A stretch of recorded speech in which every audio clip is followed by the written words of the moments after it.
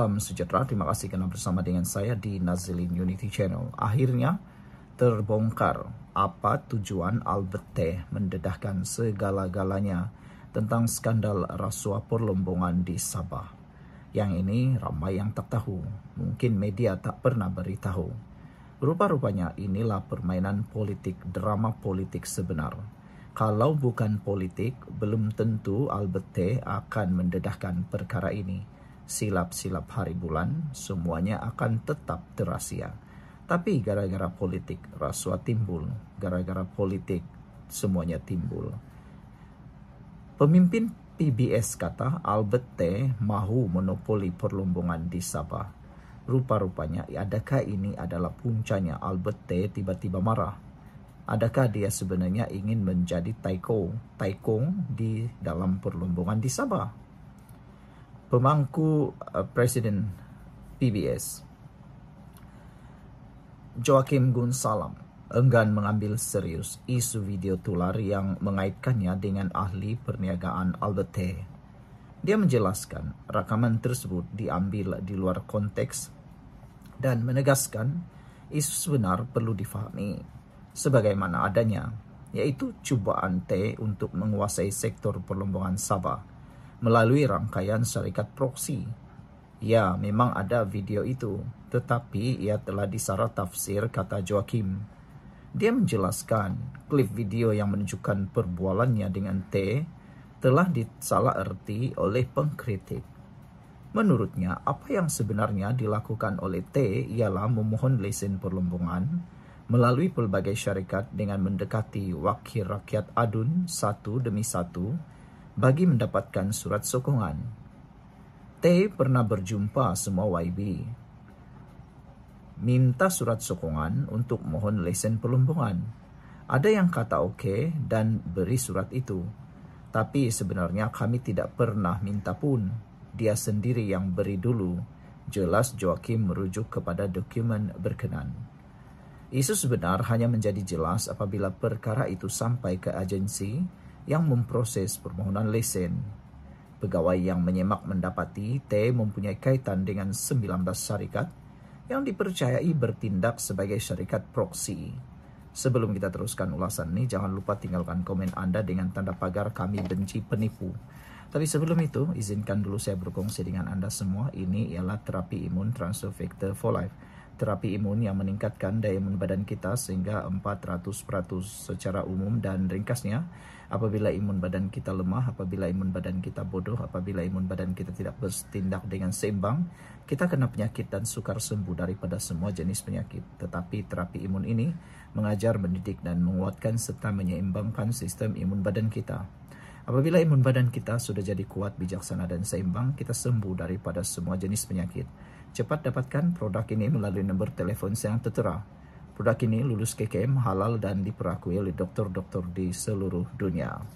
Saudara-saudara sekalian, menurut Gunsalam lagi, Joachim berkata rancangan itu ditolak oleh pegawai yang bertanggung jawab kerana ia bersifat pengumpulan lesen dan pembentukan kartel yang sekaligus mewujudkan konsortium tersembunyi untuk memonopoli sumber mineral Sabah.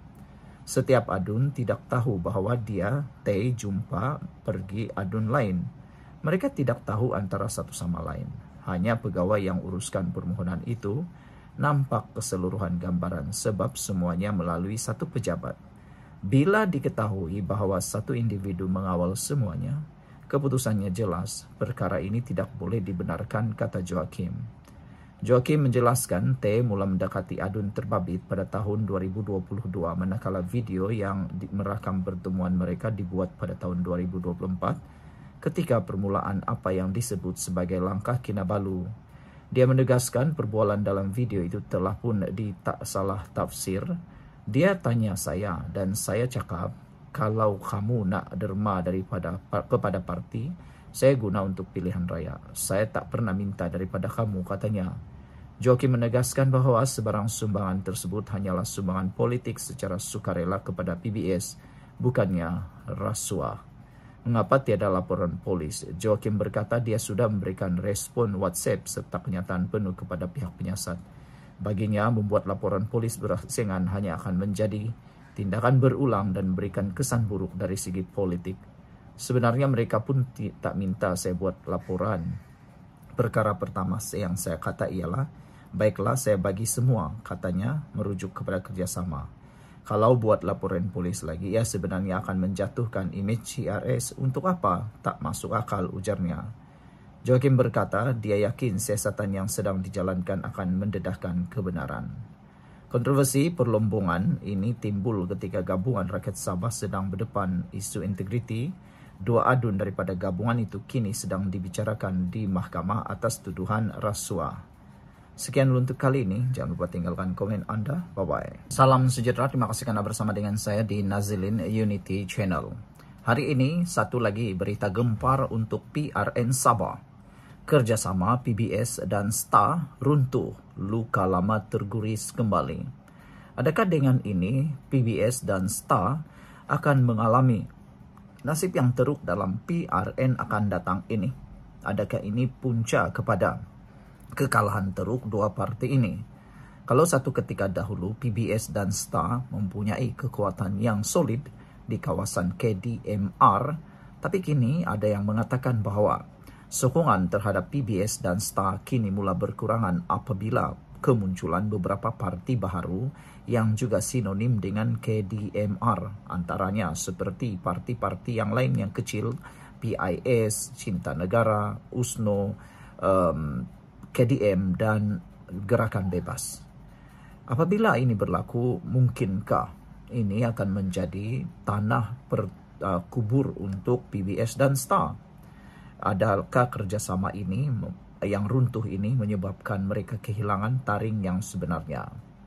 Kerjasama antara PBS dan Parti STAR kini berantakan, sekaligus menyebabkan undi Kadazan Dusun Murut KDM kembali tidak menentu menjelang pilihan raya negeri Sabah yang bakal berlangsung tidak lama lagi.